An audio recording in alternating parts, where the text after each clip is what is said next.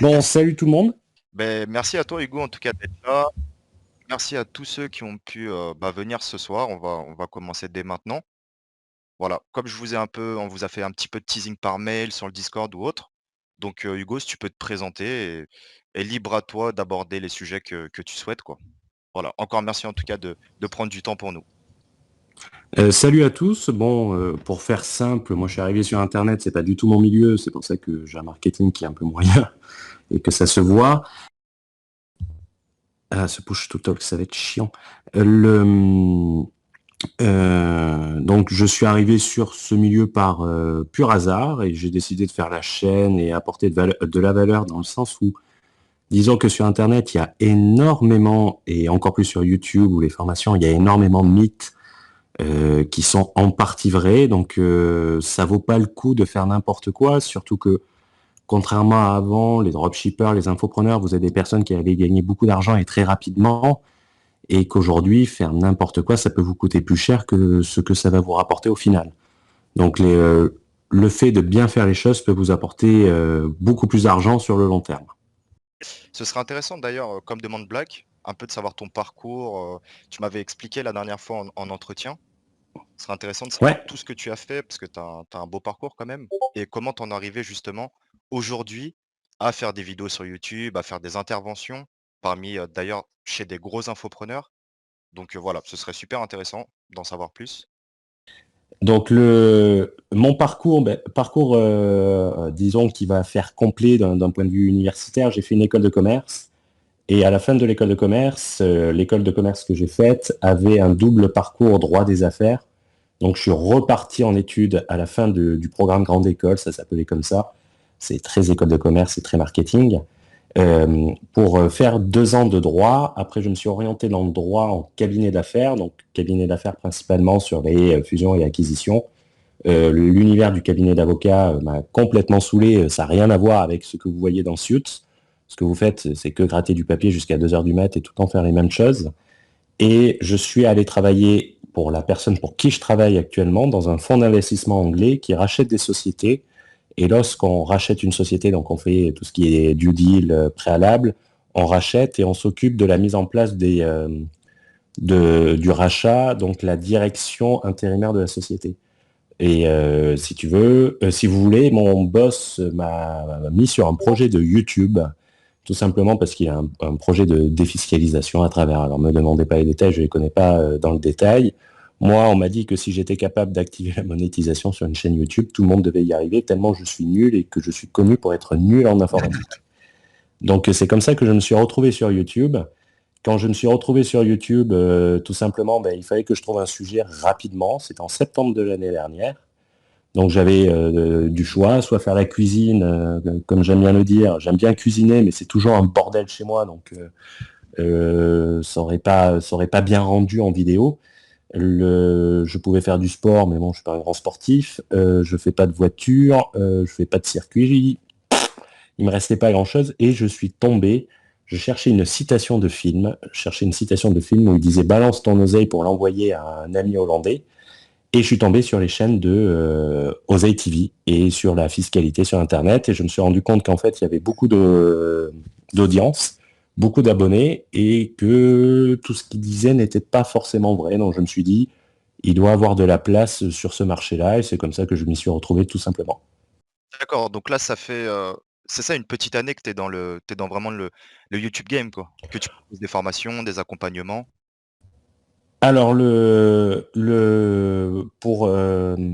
le YouTube Game, ouais, ça va faire un an plus ou moins. Et si tu veux, quand il y a eu le début du coronavirus, je me suis dit tiens, il y a des demandes sur Internet. Alors quelquefois on me demandait des consultations individuelles. Est-ce que je peux faire ça et tout ça? Alors je mettais un lien de paiement avec PayPal. Bon, c'était agricole et tout. Et au fur et à mesure, je l'ai développé. Je me suis dit tiens, pourquoi pas faire un programme qui se vendrait tout seul. Et vu que j'avais un peu plus de temps avec ce coronavirus, j'en ai profité et c'est comme ça que je me suis retrouvé. Je montre pas mon visage tout simplement parce que c'est mon activité secondaire et je peux pas me permettre de perdre en crédibilité dans mon activité primaire parce que c'est celle-ci qui me rapporte le plus d'argent. Et je pense que j'aurai plus de chances à gagner de l'argent avec mon activité primaire que l'activité secondaire sur Internet, mais bon, peut-être qu'il y aura des surprises à ce niveau-là, on ne sait jamais. D'accord. Et toi, si je me souviens bien, tu es au Luxembourg? Je suis Aux Pays-Bas, pardon. ouais, je suis résident des Pays-Bas. Alors quand je vois les Français qui se plaignent pour les taxes, pour vous donner un petit ordre d'idée, aux Pays-Bas, je suis taxé à 52% sur mon revenu. C'est-à-dire que si je gagne 100, il me reste 48 dans mon compte bancaire. D'accord, ouais, c'est énorme. C'est clair. Après, il y a les trucs, les, Ouais, les tu as un petit sociétés sont bug un peu. beaucoup moins. Ouais, non, mais c'est le push to talk, c'est le bouton. Les sociétés sont beaucoup moins taxées aux Pays-Bas. Par exemple, une société ordinaire, genre SAS, c'était à 16% jusqu'à 200 000 euros de bénéfices. Donc, c'est quand même plus léger en société. Mais par contre, en revenu personnel, quand tu es employé, ce qui est mon cas, tu te fais ramasser vraiment très, très sévèrement, quoi. D'accord. Et là, tu as accompagné, combien d'entrepreneurs à travers des consultations? Je vois que des formations, tu en as pas mal. D'ailleurs, tu as aussi un Discord. Je vous enverrai le lien pour ceux qui veulent le rejoindre. Je vois pas mal de bons feedbacks et tout, donc ça, c'est cool, quoi. Ben, si tu veux, l'avantage, bon, on va m'appeler le tueur de profit parce que je dis qu'il faut pas faire n'importe quoi et que quelquefois, il va mieux falloir payer et demander le remboursement par derrière que ne pas payer le truc. Et en fait, je pars tout le temps du principe que payer revient, et je l'ai vu, ben, même si ma carrière n'est pas non plus, c'est pas celle de quelqu'un qui a 50 ans et qui a énormément de recul. J'ai eu l'occasion de voir des gens qui avaient été légers fiscalement et quand ils avaient fait une fraude fiscale qui leur permettait d'économiser 300 000 euros d'impôts, ça leur coûtait au final 1 million d'euros. Donc ça donne pas trop envie de jouer à ce niveau-là. Disons, disons qu'on va pouvoir jouer sur certains trucs, mais sur d'autres choses, il faut pas jouer en fait. C'est surtout ça. Donc quelquefois le jeu n'en vaut pas la chandelle, le jeu peut en valoir la chandelle si on fait les choses intelligemment, mais sur des trucs de la non-déclaration pure et simple, personnellement, ouais, moi, je n'irai pas jouer sur ça. Donc, je suis assez prudent. J'essaie d'être le plus disponible possible parce que j'ai beaucoup de temps et j'ai pas une communauté de 500 personnes et j'ai beaucoup de temps en ce moment. Donc, ça me permet d'être disponible pour les gens et j'ai que ça à faire. Sur le programme Borderless Entrepreneur, on doit être à un peu plus de 60. Ouais, Ça a été lancé en février. C'est une super communauté. On a vraiment cette chance, c'est dans le sens où c'est vraiment des entrepreneurs qui veulent faire les choses bien. Donc il y a vraiment une entraide. Il y a vraiment une entraide. Il y a pas les questions connes qu'on peut retrouver sur d'autres Discord. Donc c'est vraiment pro business. Les membres s'aident bien. On va peut-être faire un apéro d'ailleurs en Estonie ah, c'est en cool ça. septembre. Parce qu'il y a plein de personnes qui partent là-bas, donc ils donnent les feedbacks, ils remontent énormément d'informations et ils aident énormément des ils vont faire remonter énormément d'informations intéressantes pour les autres et ça nous permet de les étudier, de dire ben, ça c'est faisable, ça, ça va être un peu plus difficile, des choses comme ça, quoi. D'accord. Et parmi toi, ta communauté, tu as des dropshippers, tu as des infopreneurs, tu as vraiment tout type de profil? Ah oui, j'ai tout type de profil. Je prends les gens qui gagnent de l'argent. Moi, c'est ça qui m'intéresse, comme ça je peux leur en prendre un peu. Donc les dropshippers, alors, en fait, vous avez des problématiques qui vont être peut-être un peu compliquées à comprendre, alors que c'est relativement simple. Qu'est-ce qu'il veut un dropshipper? Il veut payer le minimum d'impôts, ça, c'est propre à tout le monde, il n'y a pas besoin d'être dropshipper pour ça. L'infopreneur aussi. Il veut savoir ce qu'il est possible de faire et ce qui n'est pas possible de faire. Parce que malheureusement sur Internet, on va trouver beaucoup d'informations qui vont te dire oui, si tu vas dans ces pays-là, tu seras 0% car ils ne taxent pas les revenus étrangers. Mais les gens qui voient ça ne voient pas l'ensemble de l'image. Et le problème, c'est pas quelque chose de très difficile à comprendre au début, mais une fois qu'on a le raisonnement, ça va. C'est qu'en fait, la fiscalité, c'est un raisonnement par tiroir qu'on dit. Donc, on ouvre un premier tiroir et aussitôt, on va vérifier dans un deuxième tiroir. Et peut-être un troisième, peut-être. Donc, quand les gens disent fiscalité territoriale, généralement, ils ouvrent qu'un seul tiroir, ils vont pas tous les ouvrir, quoi. D'accord. Et par exemple, c'est quoi tes bonnes préconisations pour le dropshipping? Parce que tu m'avais parlé un petit peu de TVA, qu'il fallait idéalement la payer, quitte à se faire rembourser plus tard. Pas mal de choses que tu peux conseiller. là, peut-être ce soir, on n'est pas majoritairement une communauté de dropshippers, mais il y en a pas mal quand même. Donc ça pourrait être intéressant de donner ton feedback par rapport à ça. Alors, je dirais que les dropshippers, déjà, ouais, je pense que tu suis Tugan également. Ouais, un petit peu, ouais. Tugan avait fait un super truc, enfin même pour quelqu'un qui n'est pas en dropshipper, qui avait parlé de la différence entre une offre et un produit. Et aujourd'hui, disons que ce qui va très bien marcher et ce qui va permettre également d'avoir un avantage en fiscalité, ce n'est pas de vendre un produit, mais c'est de vendre une offre. Avec une gamme complète et qu'il y a des choses à faire, ça ne permettra pas d'être à 0% de TVA, ça permettra de réduire l'impact. Ça, on va le faire, on va essayer de le structurer intelligemment dans les semaines qui viennent dans le programme.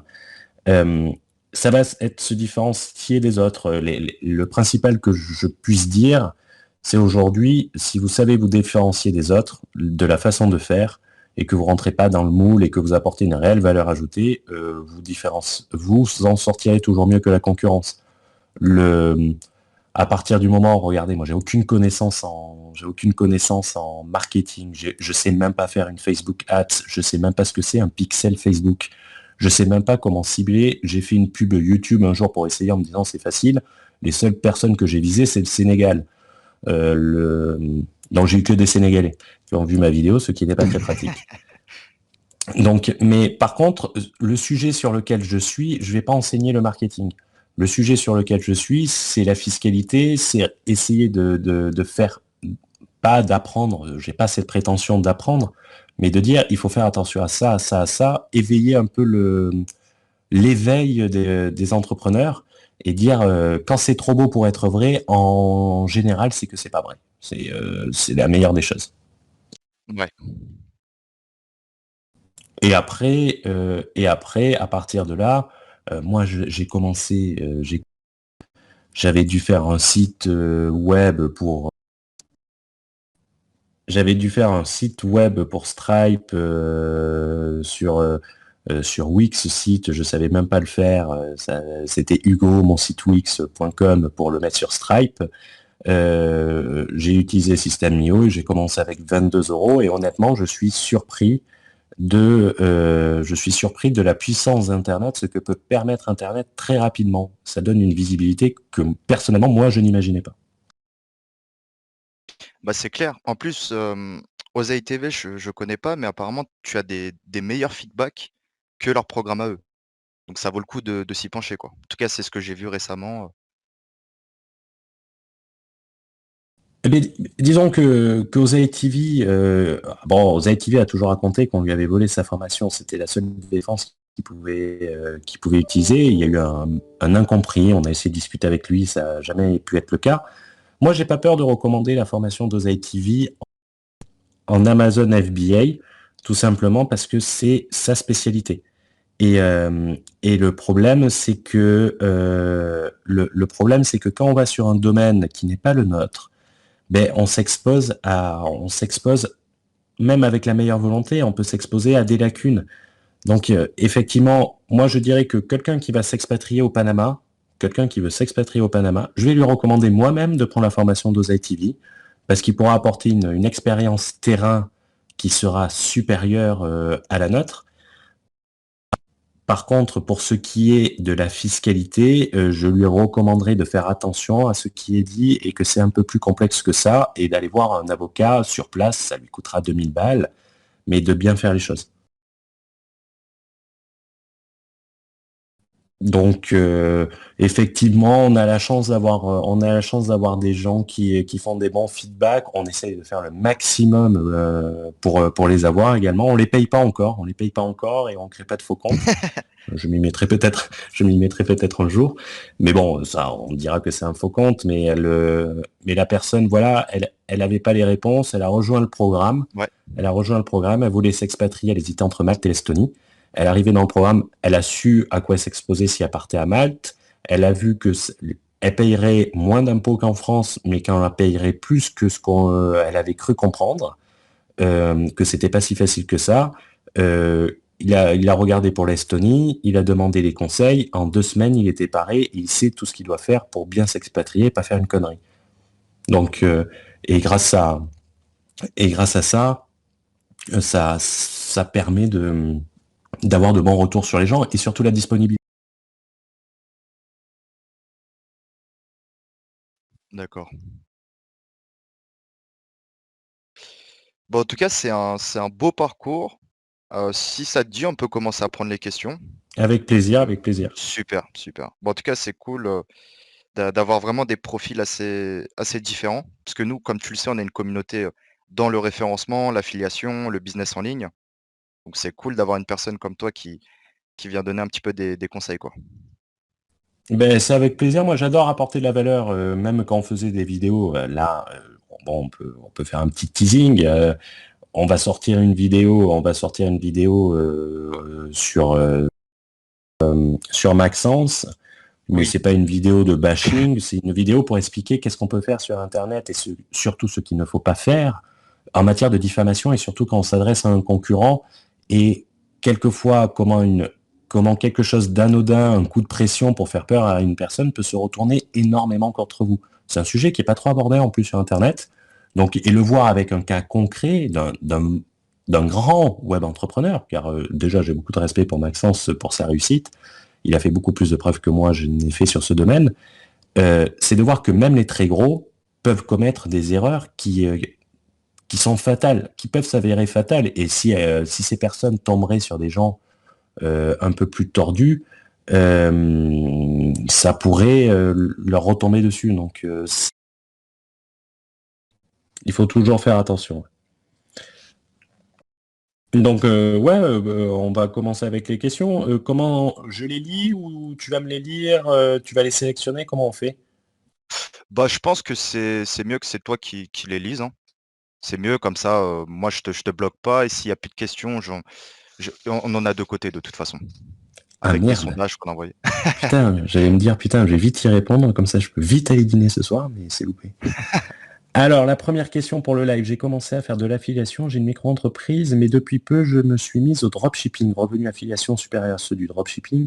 Existe-t-il un bon statut pour combiner mon activité d'édition de site en activité principale? Oh, le plus simple, c'est de le centraliser dans une SAS, tout simplement.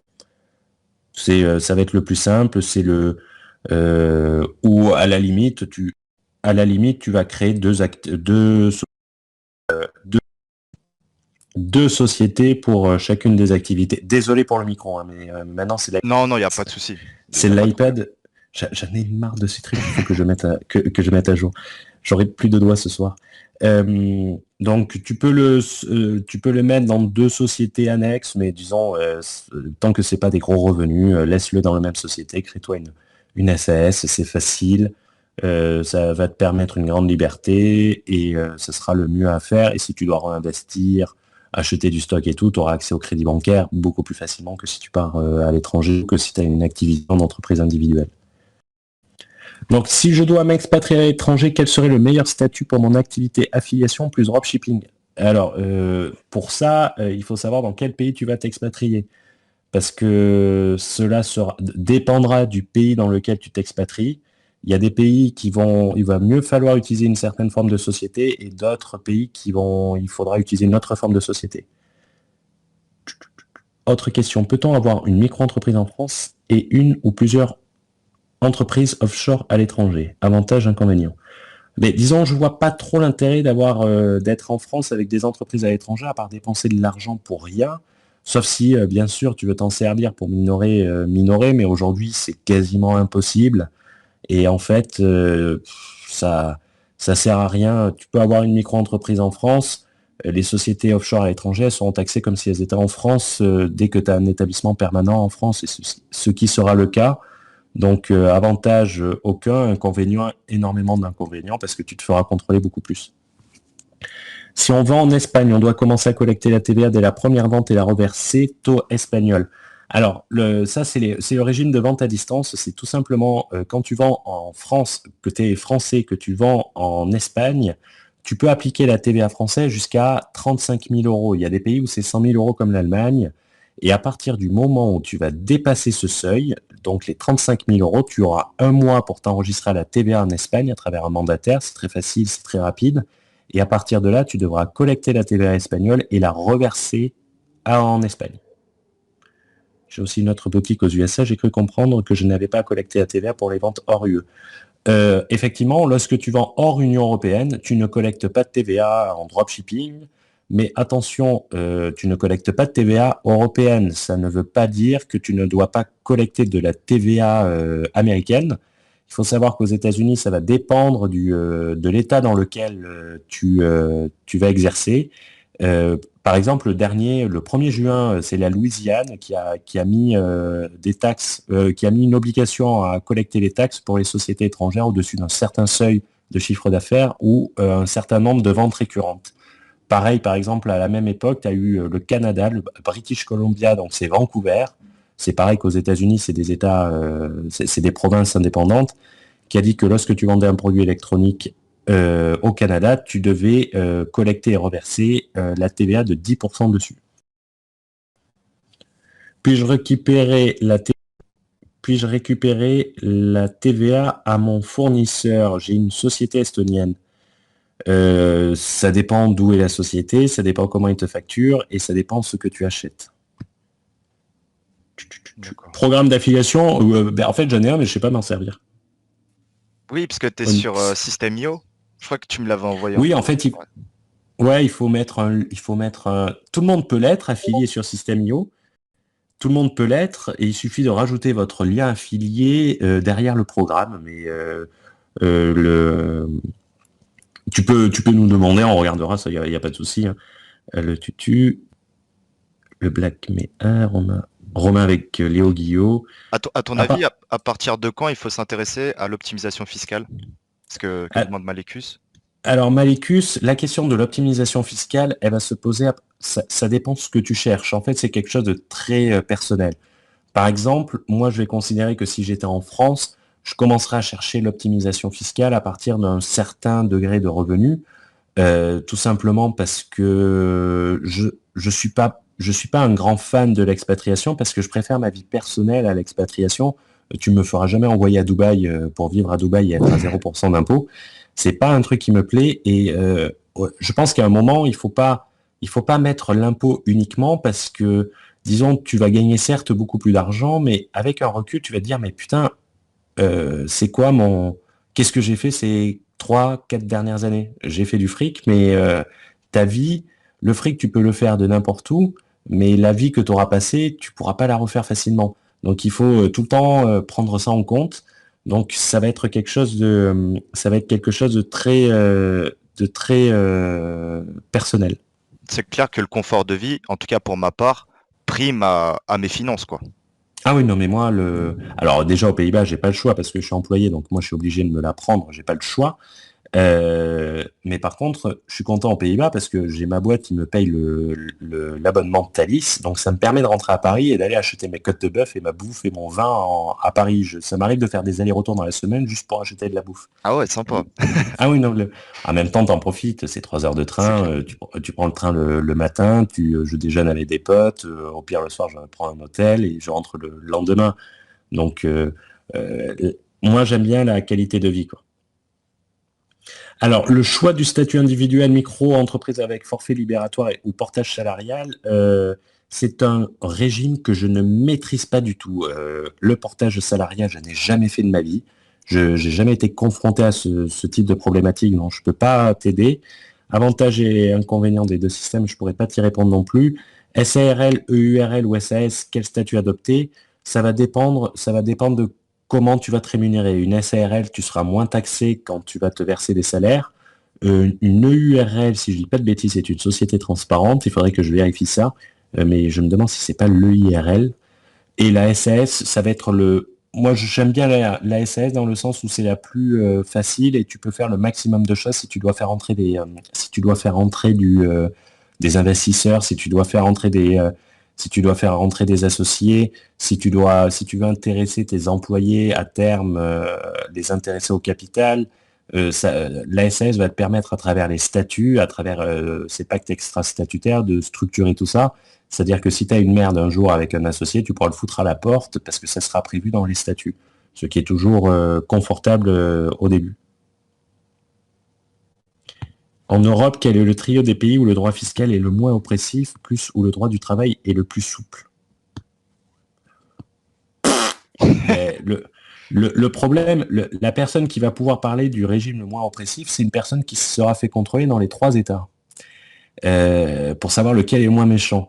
Tant que tu t'es pas fait choper, ben, c'est ce que j'appelais moi la jurisprudence Rigotier, jamais chopé donc c'est légal.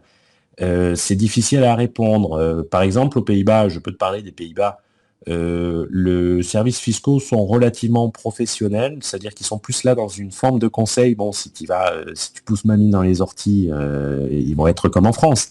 Dès que tu les prends pour des cons, de toute façon, ils seront tous comme en France. Disons que tu as plus de discussions possibles, c'est beaucoup plus facile à joindre, c'est beaucoup plus direct, et quand ils arrivent, tu te dis pas, putain, qu'est-ce qu'ils vont me mettre dans la gueule, quoi. En France, oui, en France, quand ça dépend pareil qui va te contrôler. Quand tu as les gros contrôles par les grosses divisions, c'est pas des mecs qui ont un BTS qui arrivent, c'est vraiment des mecs qui ont une certaine éducation. Mais après, ça dépend de ton contrôleur. J'ai eu 2 contrôles fiscaux, hein, qui s'est très bien passé où la personne était très compréhensive, où elle nous a pas fait chier. Et on en avait un qui voulait avoir sa promotion. Le mec, il est arrivé, il nous a cassé les couilles tous les jours. Il venait une fois par semaine. Pendant 3 mois, il est venu, il nous a cassé les couilles une fois par semaine, ce gros con. Ça va dépendre de la personne. C'est comme un flic au bord de la route. Tu vas avoir un flic qui va te dire ah, allez, attention, on roule pas si vite. Et il y en a un autre, il va te faire la totale. Il va dire t'as pas mis ton clignotant, tu roulais trop vite. Ça dépend principalement de la personne, je dirais, les contrôles fiscaux. D'accord. 0% d'impôt en France, mythe ou réalité, sous quelles conditions? Très simple. Alors, ça va être le secret de ce soir, si vous voulez. Il y a une seule solution pour être à 0% en France. Légal. Je parle bien de légal. La seule solution pour être à 0% d'impôt en France, préparez-vous bien, que vous ayez une société offshore ou une société française, c'est gagner 0 €. D'accord. C'est ce que tu disais en plus dans une de tes vidéos, je crois, Ouais, ou non. chez Roman, ouais. Ouais, c'est la seule manière. Malheureusement, tu devras toujours payer de l'impôt et viser le 0% à tout prix, à part s'expatrier sans jamais revenir en France parce que ça met des risques. On nous a demandé de les rajouter dans les pays pour les gens qui voulaient vraiment être à 0. Mais en réalité, tu n'es jamais à 0 parce que si tu vas à Dubaï, tu vas devoir payer 10 000 balles ta société, tu vas devoir payer 10 000 balles la licence de renouvellement, tu vas devoir verser ton loyer d'avance. Donc au final, si tu gagnes que 100 000 balles, tu seras plus imposé à Dubaï à 0% par les frais annexes que tu seras en Estonie avec une imposition. C'est comme à Monaco, bon, pas pour les Français pendant les 5 premières années, mais à Monaco, si tu gagnes 100 000 euros, effectivement, tu es taxé à 0%, donc tu fais yes, cool. Par contre, le 50 mètres carrés, il va te coûter 7 000 euros par mois, donc il te restera 20 000 euros après le loyer, quoi. Ouais. Donc, il faut pas se fixer au 0% d'impôt uniquement. Il faut regarder impôt, coût de la vie. Si tu payes 1,5 fois plus d'impôts, mais que le coût de la vie est 3 fois plus cher, au final, tu perds de l'argent. Propriété intellectuelle et droit des marques, ça, c'est pas du tout mon domaine. Tu as un régime très particulier pour les propriétés intellectuelles, les brevets que tu détiens, qui est le régime des patent box. Ceux qui font du print on demande et qui, ouais, mais là t'es pas dans ce domaine-là, et qui ont des visuels de séries TV pour faire des designs perso ou les vendre. Propriété intellectuelle, à partir du moment où tu utilises, ça, il n'y a pas besoin d'être spécialiste et grandiose pour le faire. À partir du moment où tu utilises une image qui est protégée par des droits d'auteur sans autorisation, ben, c'est interdit. Tu peux perdre tes comptes Stripe si tu as un client qui se plaint à Stripe. Tu peux te recevoir un courrier d'avocat, et là, c'est pas comme Maxence.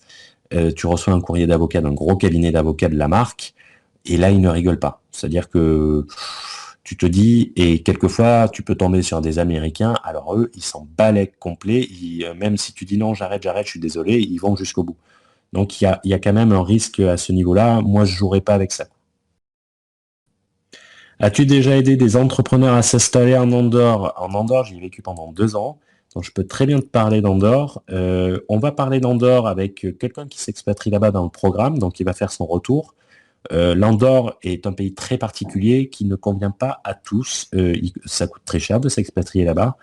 Et il faut faire très attention parce qu'il y a plein de points qu'on ne se rend pas compte quand on ne connaît pas le fonctionnement de l'Andorre. Et le principal problème d'Andorre, c'est vraiment les banques qui sont, mais c'est détestable. Tu peux pas faire du truc qui te vire en 2-2, c'est infernal. Pourquoi tu es parti d'Andorre, Hugo? Mais je bossais là-bas, moi. D'accord, ok. On rachetait une boîte là-bas et le truc, je me suis retrouvé résident en Andorre.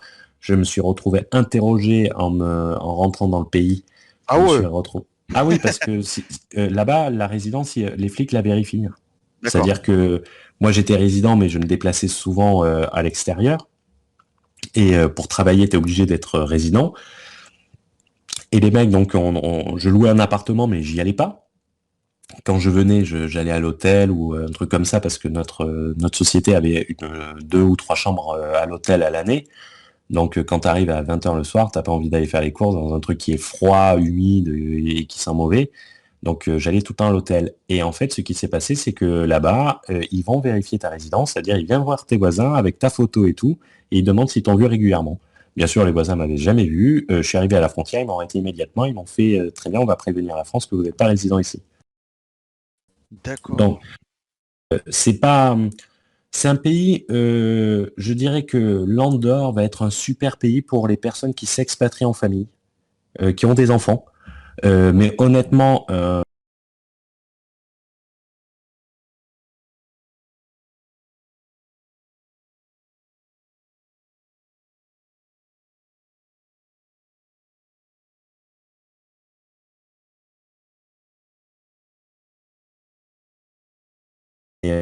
si tu fais du ski l'hiver, tu vas pouvoir aller.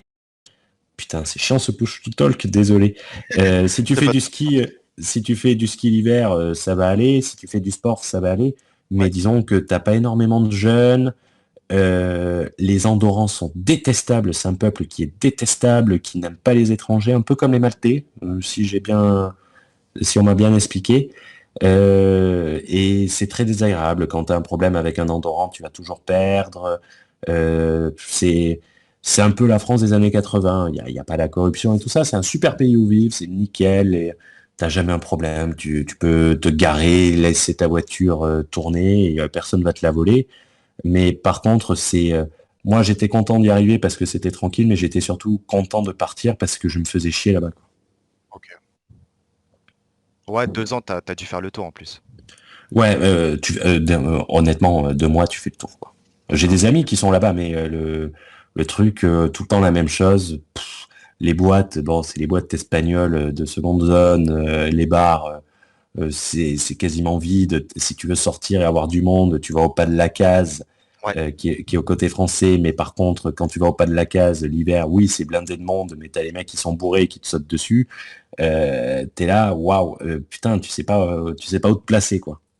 Ouais, c'est C'est pas spécialement ce que tu recherches, quoi. Ouais, mais si tu as des amis là-bas et que tu as de la famille, d'ailleurs l'entrepreneur qui y va, lui, il y va avec sa famille, il va scolariser sa fille, Ouais. enfin ses enfants, mais je le comprends totalement dans le sens où moi demain j'ai des enfants, mais ça me fait plaisir d'être là-bas. Dans le sens où tu sais que ta gamine, tu peux la laisser marcher dans la rue à 2 heures du matin, il va rien lui arriver. Et ça n'a pas de prix, la tranquillité. Le truc, c'est vraiment l'avantage. D'accord. Donc pourtant ils ont de la bonne viande aux Pays-Bas, mais je sais pas quelle viande t'as bouffé. Ils ont de la viande de merde. C'est dégueulasse. La bonne viande qu'ils ont, ils te la font venir d'Écosse, mais limite ça te coûte moins cher de prendre le Thalys aller-retour et d'aller l'acheter en France, quoi. Le, le truc, non, non, ils sont les bitter baleines. Putain, c'est imbouffable leur merde, quoi. Euh, tu, tu- la propriété intellectuelle, faut pas chercher midi à 14h. Si c'est pas toi, tu n'as pas une licence et tu n'es pas dans ton droit. Et surtout, si tu veux, pour rajouter au Nice, c'est que ça peut se retourner contre toi si tu as ton concurrent qui le voit. En fait, il va juste te striker à Stripe ou à ton processeur de paiement. Et en fait, ça va bloquer ton processeur de paiement. Donc c'est toujours, c'est toujours s'exposer et où tu peux avoir un. Je suis étonné qu'il n'y ait pas de maître chanteur des corbeaux dans les web entrepreneurs qui fasse chanter les mecs en disant soit je te balance, soit tu me fais ma promotion, quoi. Je vous rassure, hein, j'ai pas menacé Romain. Non, non, Non non. mais, non mais, imagine, push to talk, merci. Imagine dans le cas de Maxence, moi je suis pas un connard, hein, donc je suis pas là pour chercher la guerre, mais je suis juste là pour dire maintenant ça suffit les merdes sur Internet, vous faites faire de la merde à tout le monde. Le truc que j'aurais pu lui dire, écoute, je retire la vidéo uniquement si tu fais la promotion de tous mes programmes et que tu dis que qu'ils sont mieux que les tiens. Ouais, Ça, c'est sûr. En tu plus, peux. tu été franc avec lui de ce que tu m'avais expliqué, des Ah, moi j'étais très franc, vous allez le voir, lui il m'a laissé des messages vocaux, il m'a envoyé des mails. Moi j'ai dit, écoute, la menace t'arrête de suite, tu le demandes gentiment. Effectivement, si c'est mal interprété, j'ai pas fait une vidéo pour qu'elle soit mal interprétée, me foutre de ta gueule. Mais par contre, ça sert à rien de monter sur tes grands chevaux, parce que je vais t'expliquer juridiquement, il y a zéro diffamation. Donc, détends-toi, tu demandes poliment, gentiment, en gentleman, et on le retirera. Ça sert à rien de... Dans la, dans la plupart des cas, demander gentiment, ça apporte beaucoup plus que faire un coup de bluff, surtout quand on sait que c'est un coup de bluff, quoi. Et ça peut se retourner contre lui. On le verra dans la vidéo. On aurait été des salauds, on aurait été des salauds, ça aurait pu aller très très loin de son côté pour un coup de bluff. C'est un peu comme le mec, on vous vole le vélo, et vous volez une voiture pour poursuivre le mec qui vous a volé votre vélo. C'est un peu ce qu'il a fait, quoi. ouais. Donc, il faut faire attention, et disons que beaucoup de gens parlent de liberté financière. Parlent de liberté financière, c'est ce que tout le monde recherche. Moi aussi, j'aimerais avoir ma liberté financière.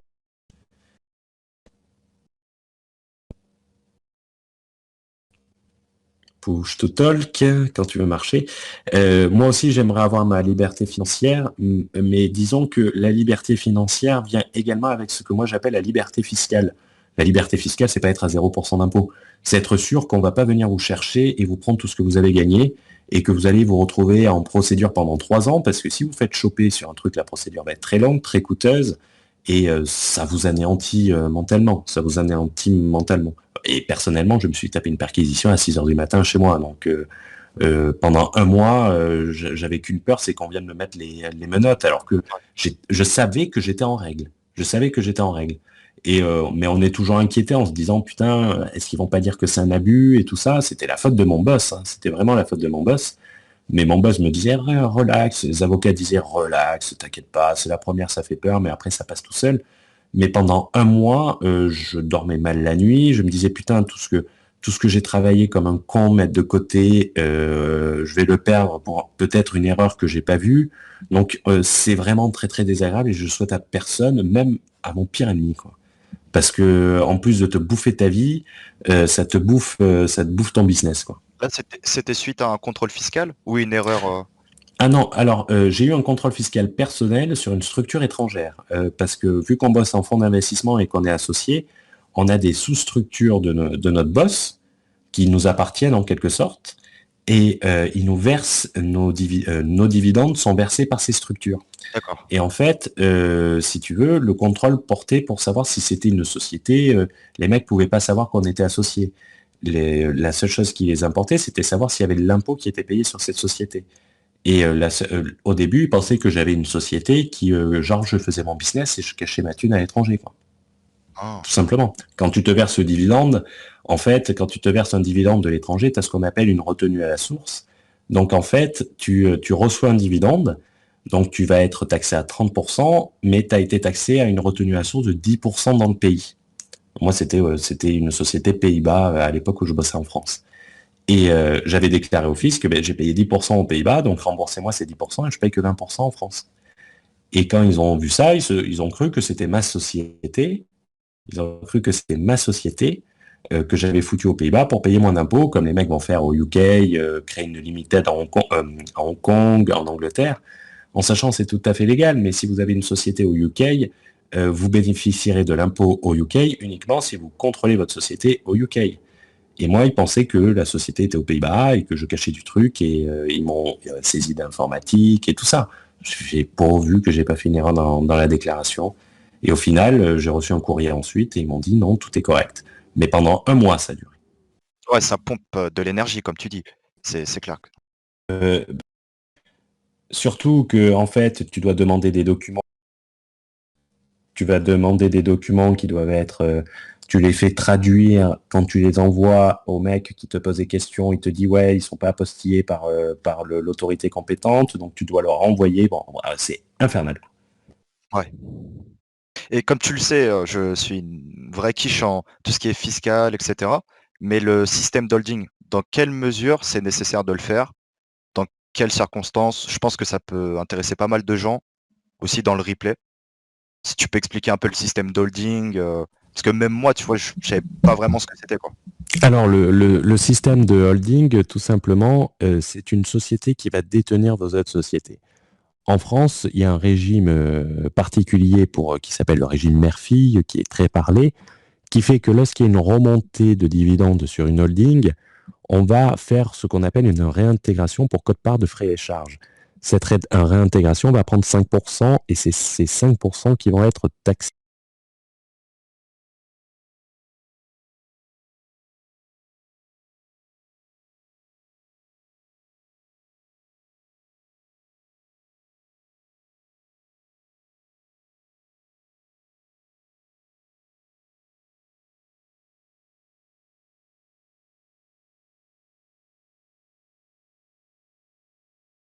Ouais, ça doit être le push to talk. Ça doit être une Ah, galère sur l'iPad. Mais en fait, si tu veux, tu le vois pas parce que j'entends pas le bruit, c'est que tout simplement, tu as l'application qui bouge comme si je mettais deux doigts sur l'écran. Et dès que l'écran bouge un peu, ça me déconnecte le push to talk. Euh, la holding, ça va être une structure qui va te permettre de détenir tes parts. Ça va avoir un avantage pour la circulation des flux et pour la remontée de dividendes. Mais attention, la remontée de dividendes, quand elle remonte, c'est-à-dire qu'elle a déjà été taxée dans ta société. C'est pas une remontée cadeau, hein. C'est pas impôt cadeau. C'est juste qu'on dit, vu par exemple, sa mère, putain, ce putain de... Je fais péter l'iPad. Quand tu fais remonter le dividende, en fait, vu qu'il a déjà été taxé dans la filiale, le régime permet d'éviter qu'il soit retaxé une seconde fois dans la holding. C'est pour ça que c'est fait. Et les holdings vont permettre notamment d'avoir plusieurs sociétés et en ayant plusieurs sociétés, de pouvoir par exemple bénéficier de plusieurs régimes fiscaux intéressants. Ça va être l'intégration fiscale le plus connu. Tu vas avoir également la cession, la plus-value de cession de titres de participation. C'est-à-dire que quand tu vas vendre une société, que tu vas vendre des titres de la société, tu vas être exonéré à 88%, de la même manière que le dividende. Donc, ça va te donner plein d'avantages et surtout sur les conventions de trésorerie pour faire circuler la trésorerie, par exemple, si tu veux réinvestir dans l'immobilier. Principalement, c'est le principal avantage. OK, c'est très clair. Système Murphy, je connaissais pas du tout et quand tu me l'as expliqué, effectivement, il y a pas mal de trucs à faire. Après, sans doute, par exemple, c'est à partir d'un certain montant ou à partir de quand tu es domicilié dans un certain pays? À ton avis? Non, non, parce qu'en fait, à partir du moment où tu as des participations dans d'autres sociétés, si par exemple tu investis dans d'autres sociétés, ça va être mieux de les...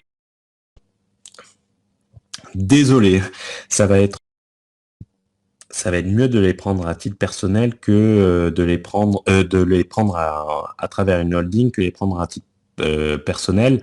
Ça va te permettre aussi de faire des montages visant au rachat des sociétés, à structurer. Disons que si tu as toutes tes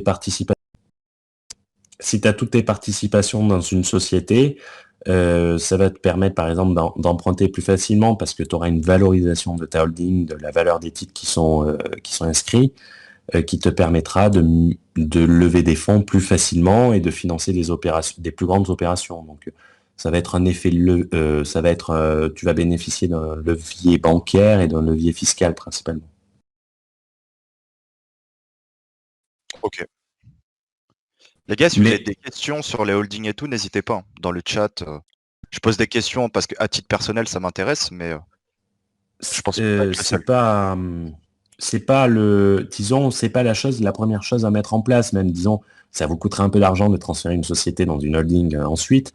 Mais il faut pas faire le James Bond quand on se lance dans la société, dans le business, d'avoir 14 sociétés, 14 comptabilités, parce que déjà qu'on a du mal quand on se lance avec la comptabilité d'une société, on va éviter d'en rajouter 2 ou 3 de plus. Donc en fait, il faut commencer à être familier avec le fonctionnement d'une société, comprendre réellement les avantages et pas faire une holding pour dire j'ai une holding. Parce que quelquefois, il y a ce cas de personne également, ça fait bien de dire ouais, facture à ma holding, quoi. Donc il faut le faire quand ça devient intéressant. Et généralement, c'est les experts comptables qui vont pouvoir vous dire, en connaissant vos chiffres et votre activité, qui vont pouvoir vous dire, ben là, ça va devenir intéressant. Ouais.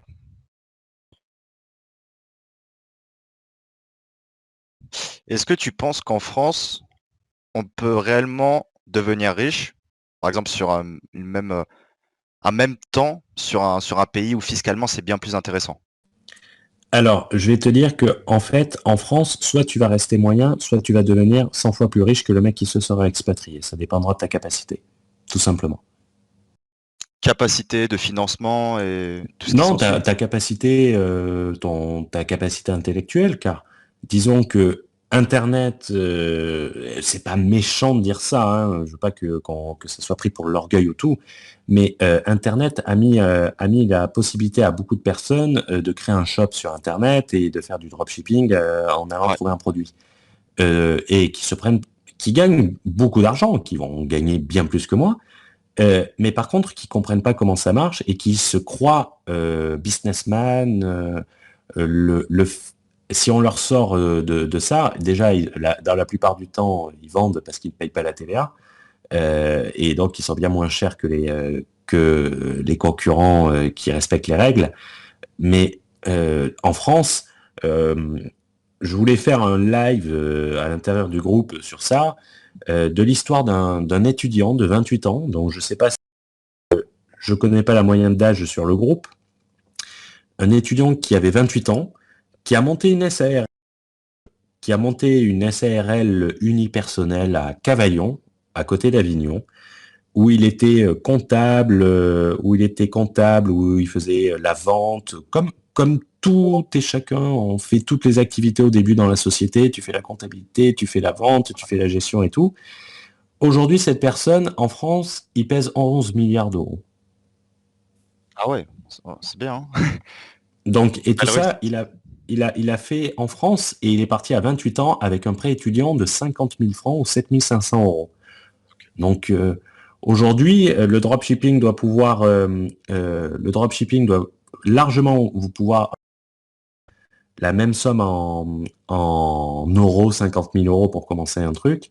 Mais la France, il faut avoir conscience que, par exemple, quand tu es dans le rachat de société et tout ça, si tu as ta société à Dubaï et tout ça, mais personne va te financer. Je suis sur un dossier d'une société qui est gérée par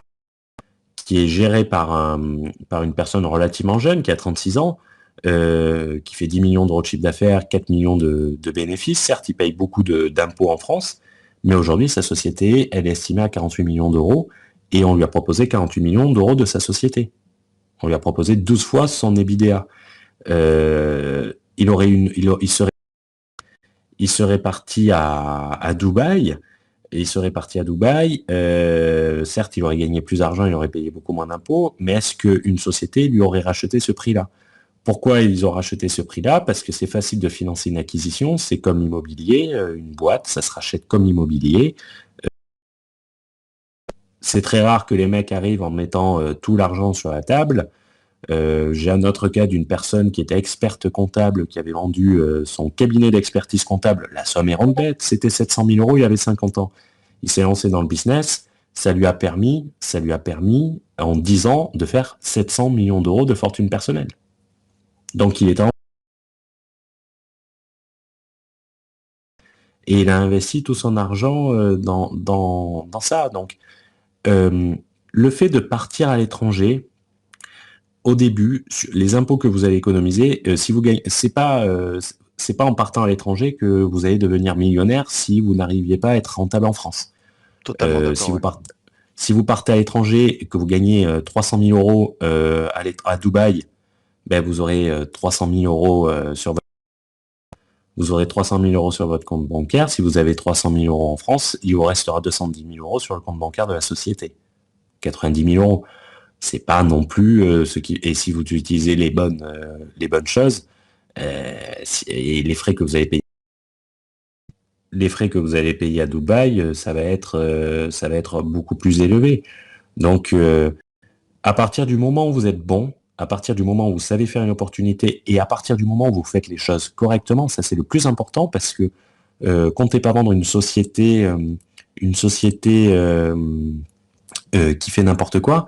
Si moi demain je vous dis voilà, j'ai une société que je vous vends, ça peut être une question intéressante. J'ai une société, j'ai 300 000 mails qui achètent. La société génère 1 million d'euros de bénéfices par an. Je suis sur Internet. Je vous vends cette société 500 000 euros. Qui est-ce qui me l'achète? Est-ce que vous pensez que c'est une bonne affaire?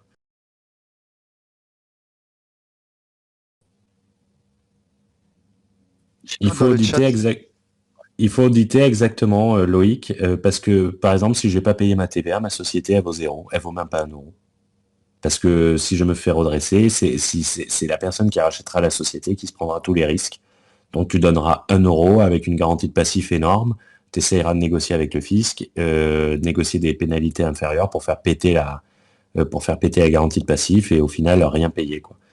Donc au final, ce que tu vas économiser, dis-toi que si tu si tu fais 100 000 euros de bénéfice et que tu payes pas l'impôt et que tu le fraudes, euh, au moindre audit, on va te contrôler.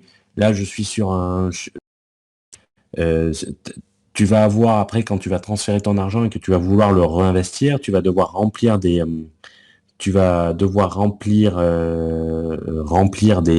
KYC AML parce que tu vas pas être dans des fintech toute ta vie. Tu pourras pas lever des fonds, tu pourras pas investir dans l'immobilier avec une TransferWise ou un compte Revolut, même si je pense qu'ils vont le rajouter dans plus ou moins pas longtemps. Euh, le truc, au moment où tu vas transférer tes fonds, on va te dire, mais ça vient d'où? Est-ce que vous avez payé vos impôts? Ah, vous avez pas, prouvez-moi que vous avez payé des impôts. Donc, tu deviens prisonnier de ton argent. Après, c'est comme les mecs qui ont énormément de liquide et qui sont en France et qui peuvent rien en faire parce que personne en veut. T'arrives dans un magasin avec 3000 euros en espèces, ce qui n'est pas une énorme somme en soi, pour t'acheter des fringues, ça va vite. Limite, c'est 4 pantalons. Le truc, ils refuseront tes billets.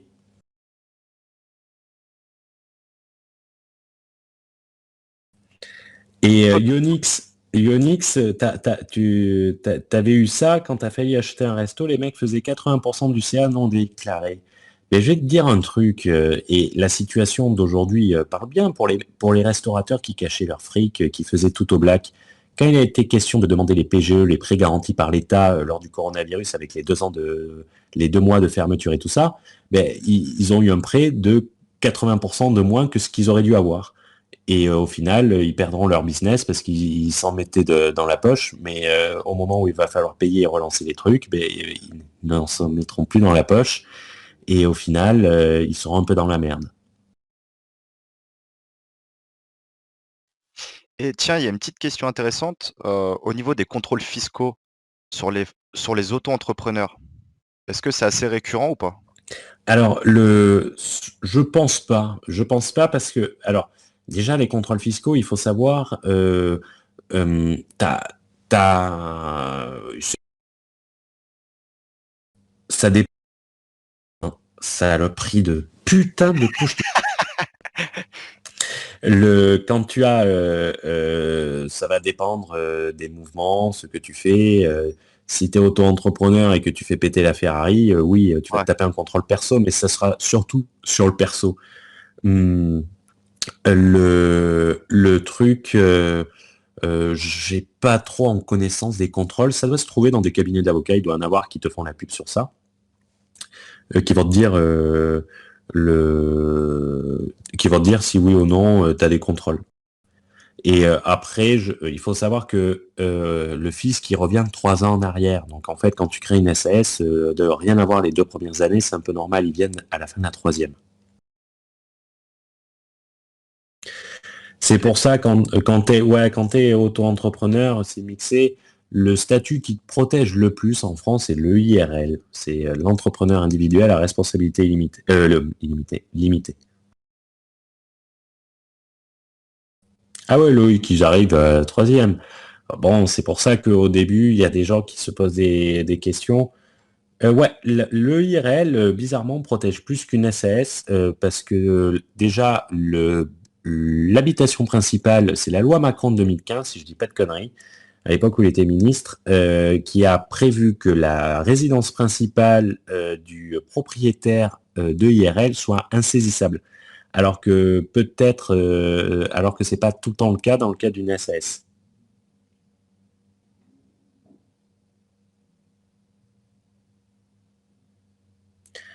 Quelles sont les possibilités pour un dropshipping de s'expatrier ailleurs tout en restant physiquement en France? Alors ça, j'avais vu la question, la personne parlait aussi de Perpetua Traveler.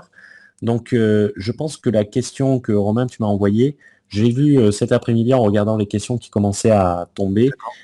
C'est genre une personne qui voyage tout le temps, et qui veut savoir quel business faire.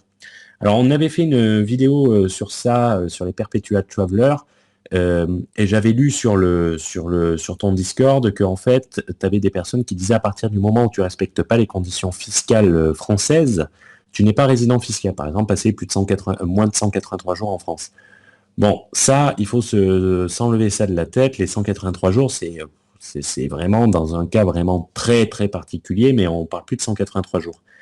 Et, et en fait, les digitaux nomades, tu as des gens qui font sur Internet, qui font la promotion de ça, mais c'est pas des fiscalistes. Bon, il suffit de voir leur tête et comment ils parlent pour le comprendre, mais le truc, il y a une décision dont on parle dans cette vidéo qui prévoit que si le fisc vient te voir, tu dois prouver ta résidence fiscale. Et si tu es résident nulle part, si tu prends les conventions fiscales, quand tu as un problème de taxation, généralement, qu'on ne peut pas établir ta résidence fiscale, on se rabat sur ta nationalité et donc sur ton passeport au final.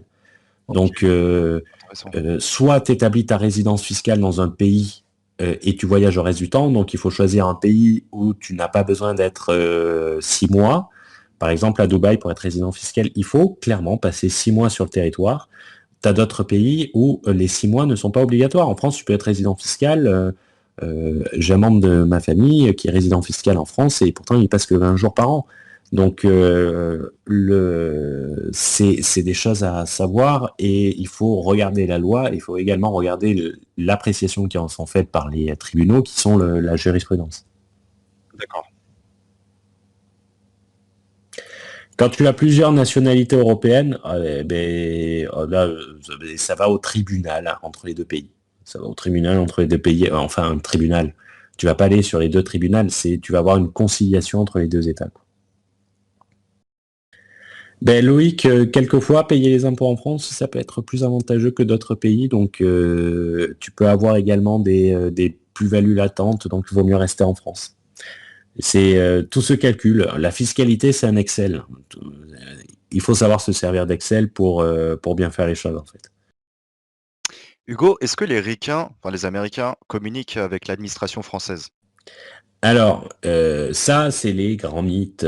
C'est les grands mythes du FATCA où on dit qu'ils ne communiquent pas. On dit que pour l'instant, ils sont lents à communiquer. Il faut savoir que le FATCA, il est bilatéral. C'est juste que il faut qu'ils implémentent totalement.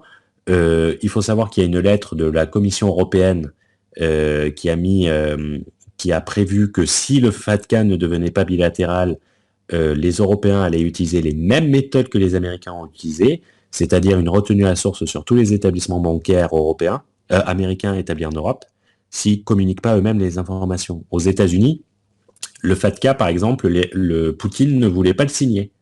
Mais si Poutine ne le signait pas, les banques elles pouvaient le signer elles-mêmes. Et après, je vais te dire honnêtement, frauder le fisc avec une LLC, c'est la pire des conneries que tu puisses faire. Te servir d'une LLC mal, parce que tu te mets sous le droit américain, et si tu fais n'importe quoi avec une société américaine, ben, c'est pas la DGCCRF qui t'envoie un courrier, c'est le FBI. Et c'est pas du tout pareil. Donc, personnellement, j'utilise une LLC dans un cas très particulier, car mon contrat de travail m'interdit d'avoir des activités de conseil en Europe. Donc, je suis passé par une structure hors européenne, mais la LLC, je paye la TVA, elle enregistre la TVA, et à la fin de l'année, je déclarerai l'ensemble des revenus, et je payerai l'impôt sur l'ensemble des revenus. Je ne vais pas m'amuser avec une LLC. D'accord. Oui, parce que la LLC, j'ai l'impression, c'est la grande mode en ce moment. Peut-être ça l'est depuis plusieurs années, mais tout le monde fait un peu n'importe quoi. Qu'est-ce que tu peux nous dire, enfin des bonnes pratiques par rapport à la LLC par rapport, pardon, à la LLC? Et dans certains cas, c'est pas du tout intéressant de le faire, par exemple. Alors, moi, j'ai recommandé la LLC, honnêtement, aux personnes qui vont faire du dropshipping avec un gros business aux États-Unis. Tout OK. simplement pour avoir accès au processeur de paiement et ne pas avoir des frais de change ou avoir des frais de change où tu vas ramasser. Sur des gros chiffres d'affaires, ça peut, sur 2 millions d'euros, ça peut vite chiffrer à plus de 50 000 euros d'économie de frais de change. Donc, ça va servir à ça. Après, c'est une société transparente, une LLC, c'est-à-dire que si ta société fait 1 million d'euros de bénéfices et que tu la détiens à 100%, tu dois déclarer dans ton impôt sur le revenu en fin d'année 1 million de revenus, même si tu as tout laissé sur le compte de la société. Donc, c'est même pas des bonnes formes pour réinvestir. Et Réside, au niveau de la rés- résidence, par exemple, tu me disais que être résident maltais et avoir une LLC, c'est pas Hmm. forcément, le meilleur montage, de loin. Alors oui, parce que...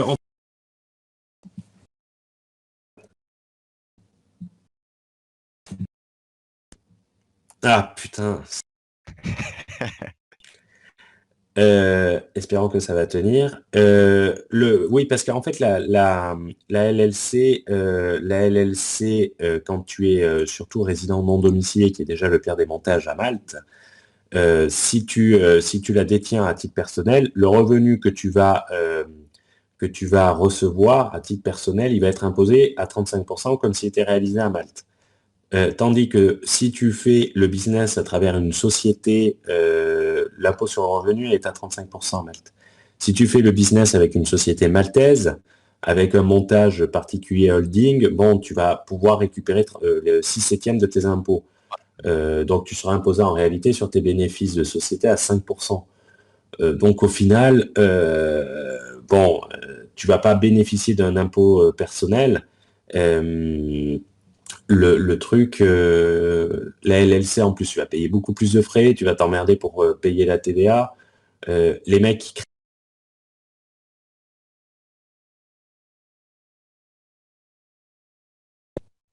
les mecs qui créent des LLC, c'est principalement parce que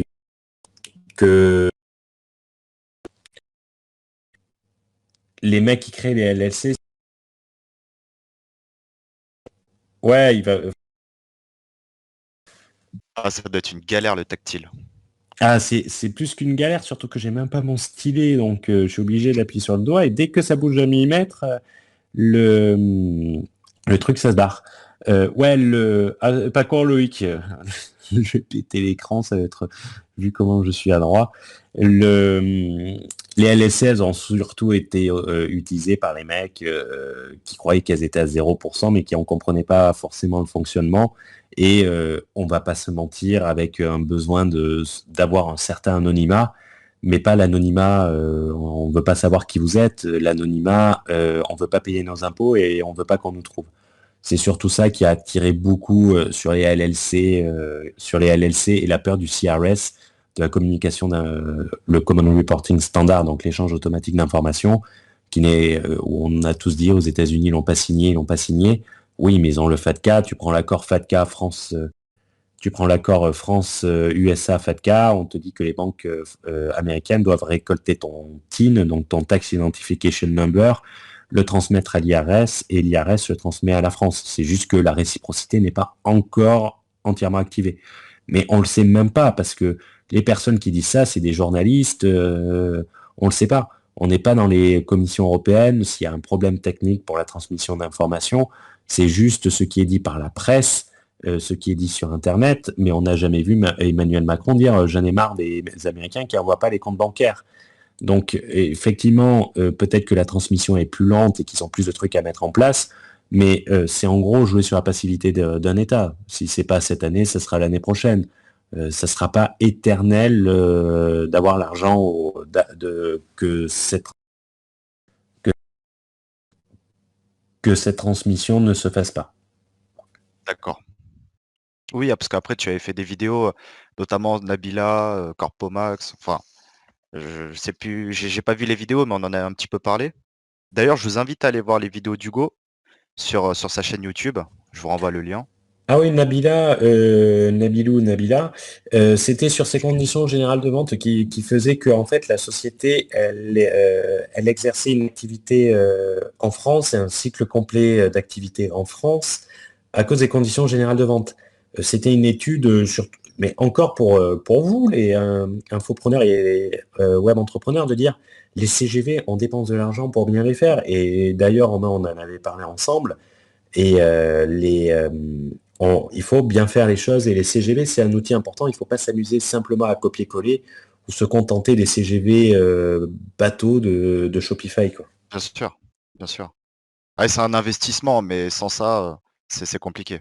Mais en plus, c'est un investissement qui rapporte de l'argent parce que c'est généralement ça quand tu vas avoir un chargeback qui va te permettre de gagner le chargeback.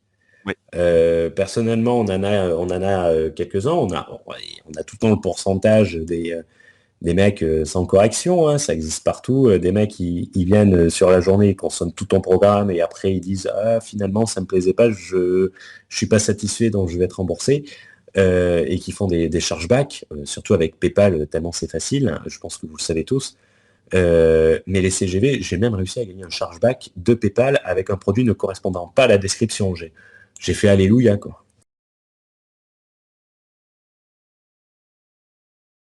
Donc il faut tout le temps investir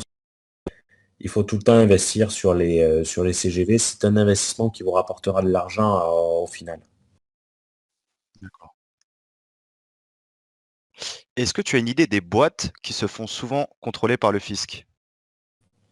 Alors les En boîtes termes de secteur, ouais, secteur d'activité ou autre? Alors en fait, c'est souvent une anomalie qui déclenche un contrôle. C'est-à-dire que moi, par exemple, sur la boîte sur laquelle on était, le comptable nous a dit, bon, cette déclaration, vu qu'il y a un mouvement anormal au niveau des demandes de remboursement de TVA, justement, on va se taper un contrôle l'année prochaine. Et ça n'a pas loupé, il y a eu un contrôle. C'est généralement un gros changement de revenus. Après, il faut savoir que c'est informatique. Après, il y a les dénonciations également. Ça, il faut penser à ça. C'est que euh, les dropshippers s'aiment tellement que c'est facile de les balancer. Le, euh, il y a toujours un risque. Il y a toujours un risque et il faut comprendre que la TVA, si je veux pas me faire un défenseur de la France et tout ça, parce que bon, je suis un peu patriote, mais bon, je vis plus ici, donc j'ai rien à lui devoir. Mais en gros, si la TVA était entièrement payée en France, on pourrait mettre l'impôt sur les sociétés à 14% et ça ne coûterait rien aux contribuables si tout le monde payait sa TVA et que tout le monde était sur un pied d'égalité. Et je peux vous dire que si on avait un impôt sur les sociétés à 14% en France, je pense qu'on aurait beaucoup moins de chômage, on n'aurait pas de gilets jaunes et il y aurait beaucoup plus d'argent pour tout le monde.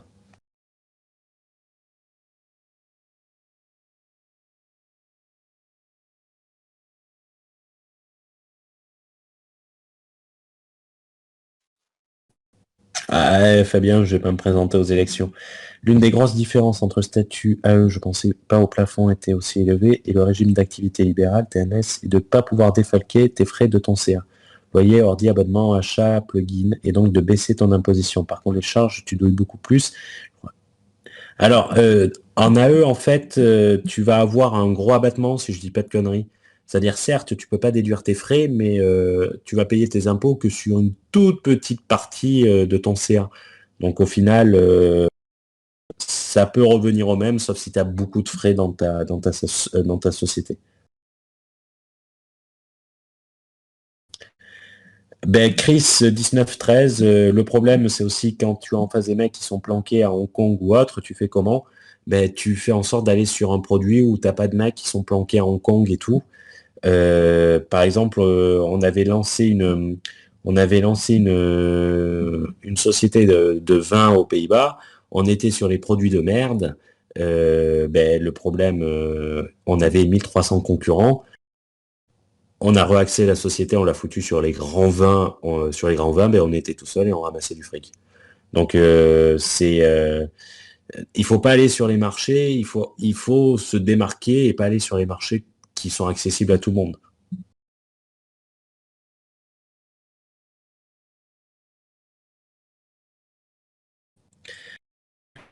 Alors, pour se déclarer dans le business, pour payer le moins possible comme le rêve de tout le monde, c'est mieux LTD, LLC, en offshore au Royaume-Uni, anonymement du coup. J'avais répondu à ça sur le Discord. Il faut savoir que les sociétés ne sont pas anonymes. Les sociétés américaines ne sont pas anonymes parce qu'on vient jamais par le registre des sociétés que vous cherchez, on vient par les comptes bancaires. Lorsque vous avez un compte bancaire d'une LLC, il est tout sauf anonyme parce que pour l'ouvrir, vous devez avoir un EIN et donc avoir fait certifier votre passeport par un notaire. Vous pouvez avoir un nominee director en Angleterre. Les nominee directors sont pas pour cacher et frauder, c'est juste pour masquer l'identité sur certaines opérations. Mais sur le compte bancaire, le bénéficiaire de la société, ça ne sera pas le directeur nominé, ça sera vous. Donc, il y aura votre nom. Et les remontées d'informations se font par les banques et non pas par le registre de commerce. Ok. Ah, même pas, d'où l'intérêt. Pour avoir un compte bancaire anonyme, créez votre banque, mais si t'as pas les identités de tes clients, ta banque, elle va vite être fermée, quoi.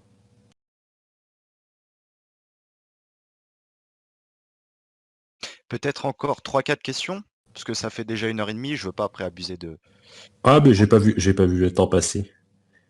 Non, mais j'ai la chance d'intervenir sur des communautés qui sont cool, donc je voulais vous remercier. Je voulais vous remercier tous parce que quand même, vous jouez au jeu, vous mettez les questions et vous êtes tolérant avec ma super maîtrise de l'informatique et notamment la maîtrise du push to talk. Euh, donc c'est vraiment cool d'avoir des gens. C'est vraiment cool d'avoir des gens qui sont interactifs. C'est mieux que parler face à un auditoire qui t'écoute pas C'est quoi clair. devant un Ah PowerPoint. non, non, franchement, là, enfin, Ils sont il y a pas mal de... dynamiques. Vous êtes Ouais. une très belle communauté. En tout cas, Donc c'est cool de prendre vas-y, le temps. C'est vraiment sympa de ta part. envoie, C'est très fais clair. péter les questions. Fais péter les questions, il est 8h30, les enfants sont au lit. Le push to talk a l'air de bien marcher sur la dernière ligne droite. Ouais, il doit m'en rester deux, trois. Existe-t-il un montage fiable pour faire du dropshipping en tant que résident fiscal français vivant à l'étranger, la majorité du temps, pour payer moins de charges qu'en SAS? Alors,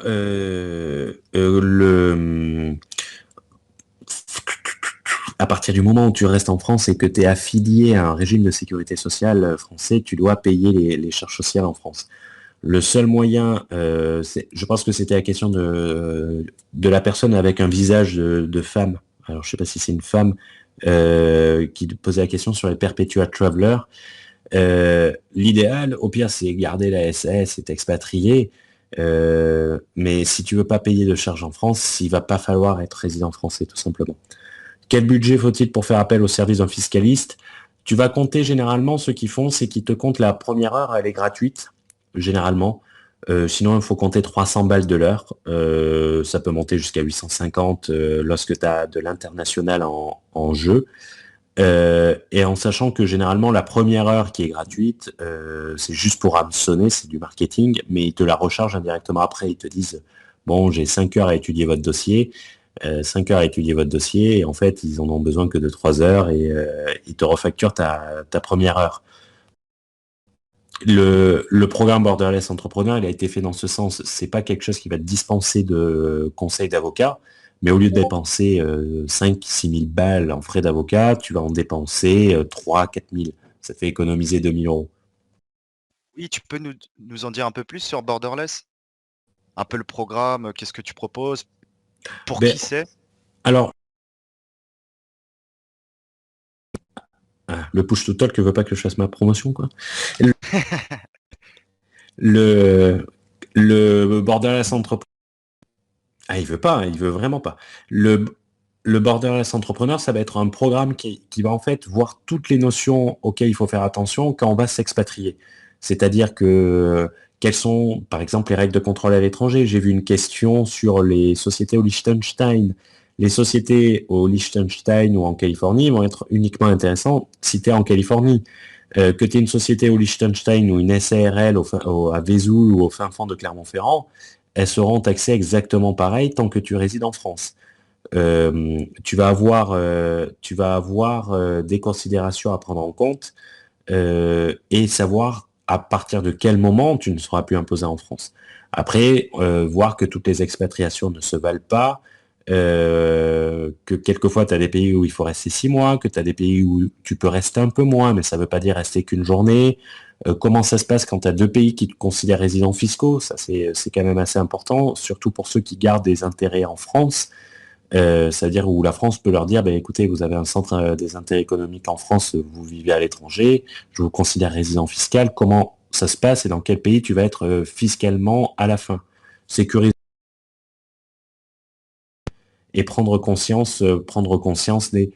C'est pas quelque chose, c'est pas comme si tu vas aller voir un avocat 20 heures, mais ça va t'apporter toutes les informations précises et après la communauté s'entraide pour les retours de terrain, les retours d'expérience.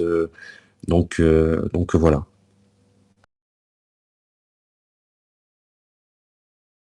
D'accord, là, je viens de renvoyer les liens de ta chaîne YouTube, de ton Discord, je me suis permis de l'envoyer Ouais, avec, et avec également du ouais et de ton programme Borderless, donc d'ailleurs qui est un lien d'affiliation, à préciser à et préciser, ouais, ouais.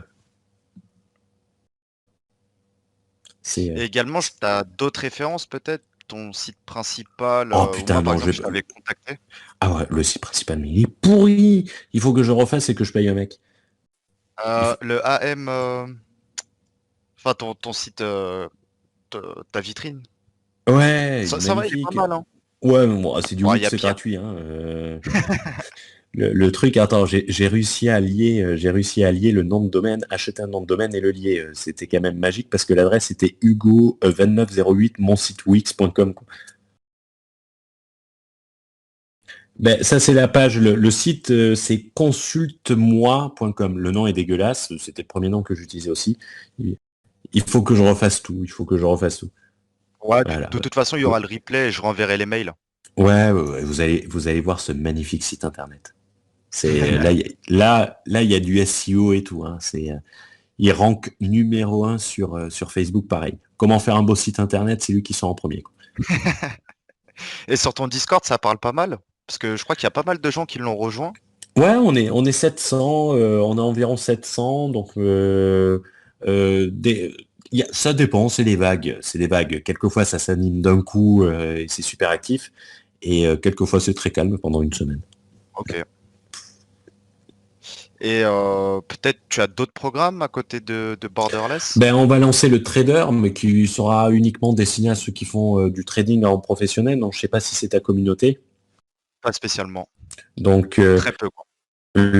ça va être uniquement sur la fiscalité, les bitcoins et tout, mais ouais, je me fais chier sur ça, putain. Crypto, ouais. Ouais. Ah oui, tu as un avis sur la crypto? Demande Christophe. Sur la crypto, alors moi, je suis un financier de formation à la base, avant d'être juriste. La crypto-monnaie, pour moi, ça vaut zéro. Après, vous pouvez vous foutre de ma gueule.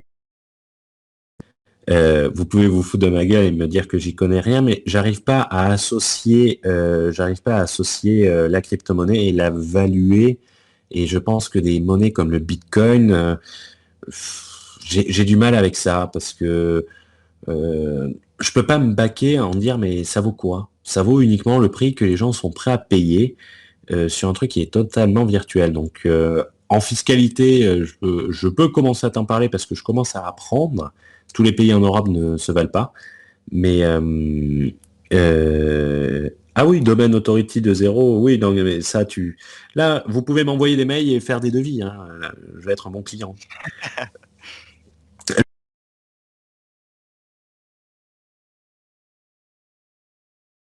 Ouais, donc t'es pas hyper enthousiaste par rapport aux crypto. Je pense que c'est un avenir, c'est une sécurité, mais le problème c'est que c'est trop, c'est trop variable. Et effectivement, il y en a un qui dit que c'est détenu par un groupe de personnes. C'est-à-dire qu'en gros, des gros groupes de personnes peuvent vous faire varier les cryptos très rapidement en se mettant ensemble, en faisant baisser, en rachetant, en faisant baisser. Et j'arrive pas à la valoriser. Donc, j'ai gagné de l'argent j'ai gagné de l'argent. J'ai vendu quand Nabila a commencé à dire qu'il fallait acheter. C'était en été, je sais pas quand, mais quand elle a commencé à dire ouais, il faut acheter du Bitcoin, Ouais. je m'en souviens, je les avais achetés avec Kitoro à l'époque. Je suis arrivé, allez, vends, vends, vends, vends, et ça s'est cassé la gueule une semaine après, quoi. Donc Mm. merci Nabila, si elle regarde ce replay, j'ai fait la vidéo des CGV pour te remercier, qui m'ont permis de gagner de l'argent sur les Bitcoins. Excellent. Et par exemple, pour l'investissement, tu as des bonnes idées à nous partager?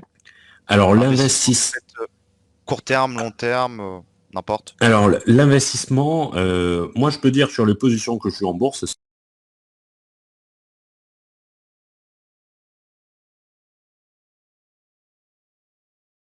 Tiens, d'ailleurs, ça a coupé. J'en profite pour te demander un code promo, au cas où.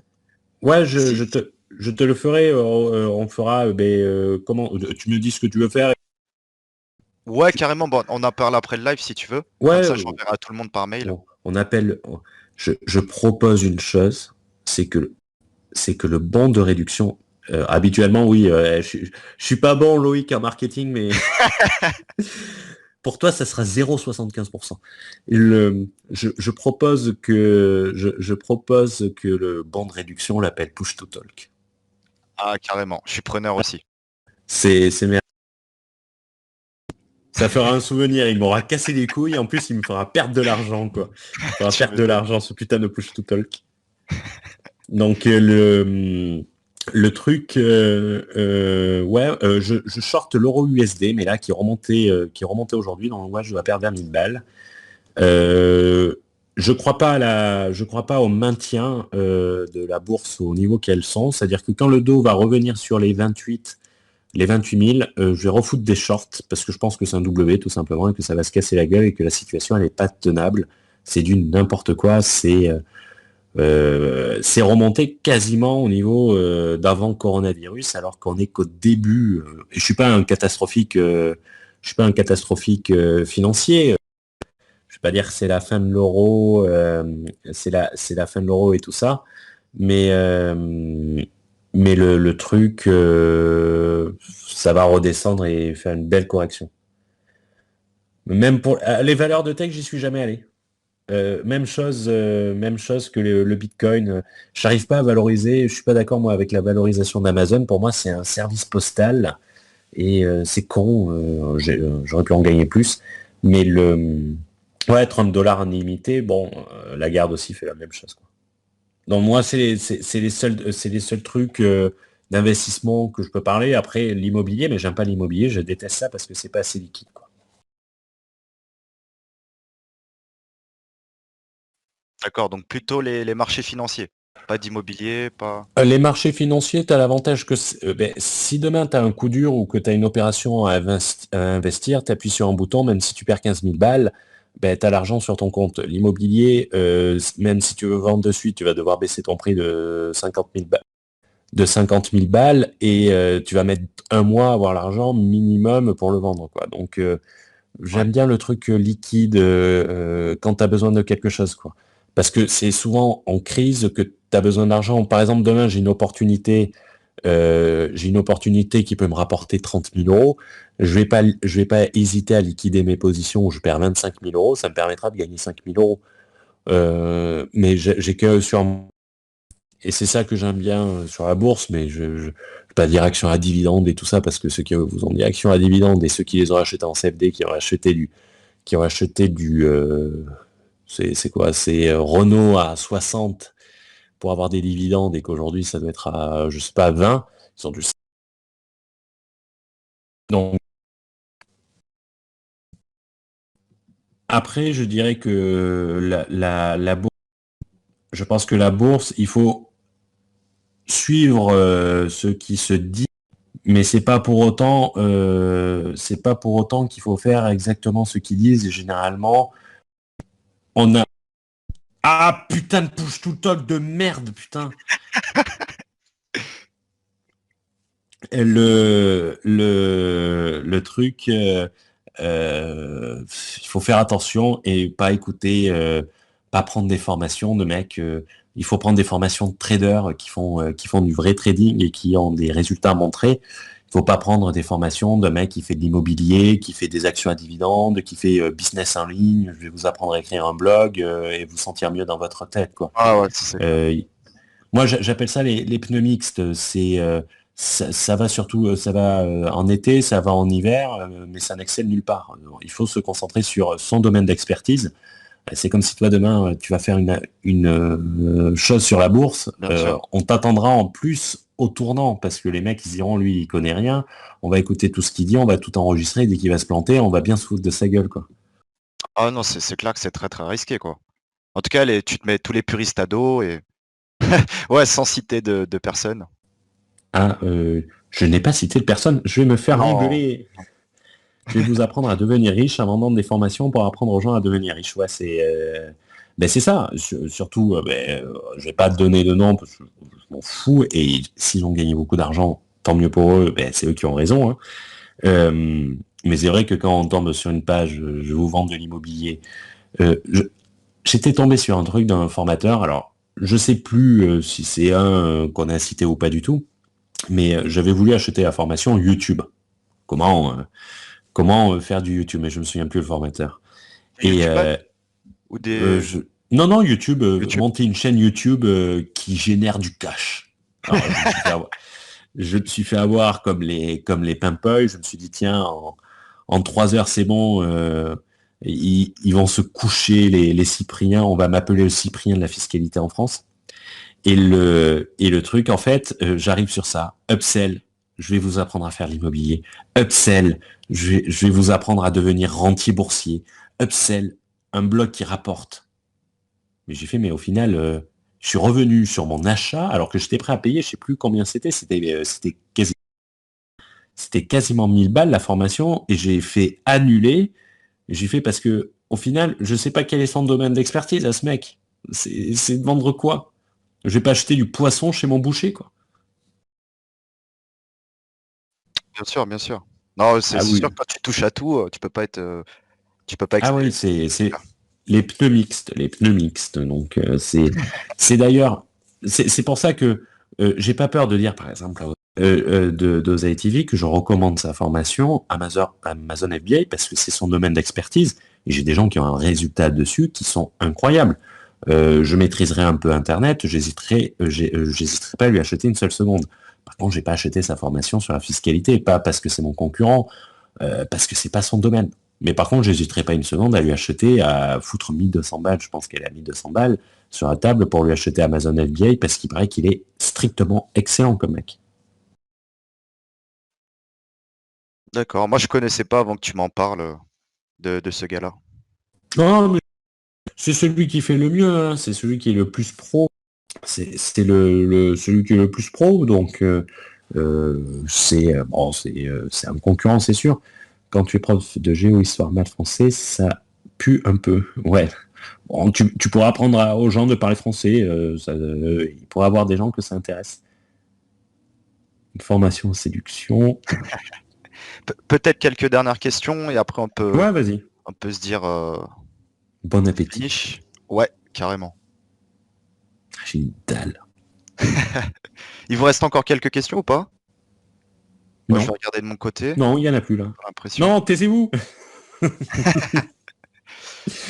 Donc, ce qu'on fait, c'est on voit pour le code promo et Oui, dès que ce c'est sera bon, push to talk. Push to ok. talk. Putain, ce connard là, je, je vais m'en souvenir.